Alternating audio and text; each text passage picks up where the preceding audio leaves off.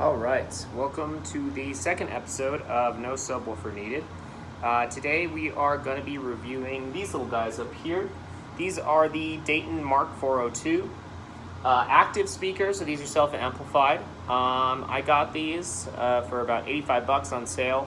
They're now about $100. I think their full retail price about $130. And yeah, I'll just tell you a little bit about them.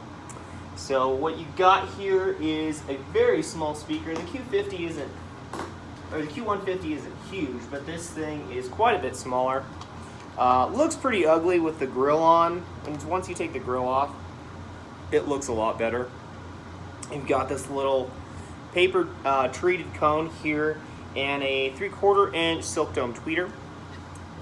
Come around to the back here, you've got a tiny port. And you've got your connections to your slave speaker, so this runs speaker wire to your other channel. And then you've got your aux input, and of course these have Bluetooth and your switch right there. Unfortunately, you can't change the volume with Bluetooth if you're on aux, which is annoying. So Bluetooth, you can change the volume with your Bluetooth source all you want. When it's on aux, tough shit. These speakers I got them originally to just have as bedroom speakers. They looked interesting. I heard a lot of great things about them. The guy from noaudiophile.com, I think he did a review of the original ones and corrected them so they weren't as bright sounding. These are the corrected versions that Dayton made themselves, probably using similar principles to kind of chill these out with a new crossover. And they aren't bright at all. I guess they're a little bit bright if you don't like bright speakers, but generally speaking, they are very neutral. Honestly, I am impressed. I'm so impressed with these little things. I mean, even though I have these nicer Q150s here, I find myself listening to these too all the time. They are very good speakers. I think, I like Parts Plus and Dayton Audio in general. They make some cool, cheap stuff for audiophiles. I purchased their B652 Airs that were pretty good, but they weren't the greatest speakers in the world. We'll say that. The AMT tweeter was cool, but it was kind of a toy. And the woofer was trash, and so was the cabinet. For $60 is a pretty good speaker, but nothing I really wrote home about. I gave a pair that I had to a friend who I think still uses them. They were nice, but these are actually if you do have an experienced ear, you'll still enjoy these. I got these first before the Kefs, and then I kind of ditched them for a good couple of weeks just listening to the Kefs, and I came back to these guys, and I really can't say anything bad for $100. These are exceedingly good. This tweeter is very clear. The vocals are very clear. The imaging is awesome. The bass, even, these things go down to 60 hertz, these guys. And you'd be surprised the bass weight they have. You don't need to sub with those, actually, surprisingly, with that little 4-inch cone. That port you can hear once you really kind of crank these. And they do run out of steam pretty quickly. If you have them in a larger room, like I said, like my living room versus my bedroom, and it's easy to almost turn up the volume all the way. Obviously you're not supposed to do that, but it's easy to get to 9/10, 8/10, 9/10 volume. Just trying to get like a sort of listening level out that you normally listen at. So maybe 80, high 80s dB, something like that. So that's a trade-off. I mean, the imaging is great. I can't even say I can really hear that these drivers are that cheap. They definitely are cheap drivers. But I think when Parts Express gets something right, they work magic with paper and, this little silk dome tweeter. I mean, this thing, I really like these speakers. And in the near field, for $100, I would say they're hard to beat unless you go with something like a Q150 or, you go to a nicer desktop monitor. But for anywhere near $100, I don't think there's anything that comes close to these speakers.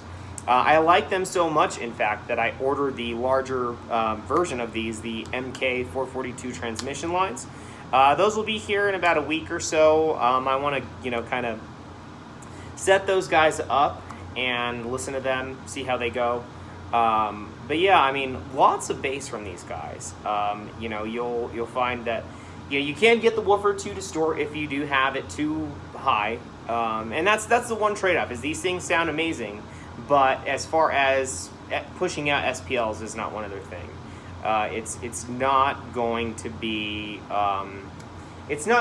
as like I said, you want to limit this speaker to an earfield, or you want to limit it to a bedroom. If you have a small apartment, like this is a pretty small living room here, but I still, because it opens up to the kitchen and the dining room over here, it ends up being sort of big on the other side. So, I wouldn't put them in a room, like even a small living room. I would go with like a small bedroom or an earfield operation, and they absolutely shine. Great bass. For the price, I mean, the bass isn't even muddy. I mean, like I said, you can, at high volumes, you can get the little driver to distort and kind of trip up on itself. But it really does take a lot. I mean, these things, they packed a lot of punch in these speakers, and I thoroughly enjoy them. Sometimes I feel like the imaging on some songs, even though the tonal quality is better on the Q150, sometimes I feel like the imaging, especially in the near field, is better than the KEFs on those little MK402s. Obviously, the KEFs are much better speakers. They can play much louder. But you'd be surprised, it's kind of like when you get a nicer speaker and then you go back to your cheap speaker and you're like, oh, this is going to sound like trash. I was surprised at how well, if it's in the right room, how well these keep up with the KEFs. The KEFs, overall, tonally, are much nicer. But these are not, they're scrappy little things. I mean, they're sort of like a Mazda Miata. Yes, they're not, the fastest, doesn't have a sledgehammer for an engine, but man, do these things have a lot of bang for the buck if they're used, within their means, in a smaller room. Like I said, if you're looking for a desktop monitor and you don't want to spend a lot of cash and you don't have the money to, say, buy something like Q150 and an amplifier, these are awesome. I would even go so far. I used to record music here and there in college of different people, and I would even go so far as to use these to monitor. I don't think you would have something wildly different if you use these as a monitor to actually make music. If you're making like bass heavy stuff, it's like dubstep type stuff or something like that, yeah, maybe these aren't the best. But like I said, the bass is exceedingly good. It's just when you get to those higher volumes and the woofer will start to trip on itself a little bit, but it stays surprisingly intact. Same thing with like vocal dynamic range. When you hear, a vocalist rise and crescendo and then fall, these are very, very good at sort of following that and not ever becoming shouty, but kind of keeping it right behind that shoutiness line so you can hear someone singing loudly and you can hear the volume in their voice drop or heighten. And that, to me, it's like, it is, they're just good speakers for $100. As long as you keep them in the space that they would, have decent volume in, I really can't say anything bad. They are very nice. So we will see how the MK442 transmission line sound. I'm a huge transmission line fan. I used to flip Bose speakers in college for extra money. And a lot of those designs were actually transmission line, especially like the big tower speakers. And, a transmission line, I mean, I really love the bass from a transmission line. I used to have some Vandersteens that I loved, which are also transmission lines.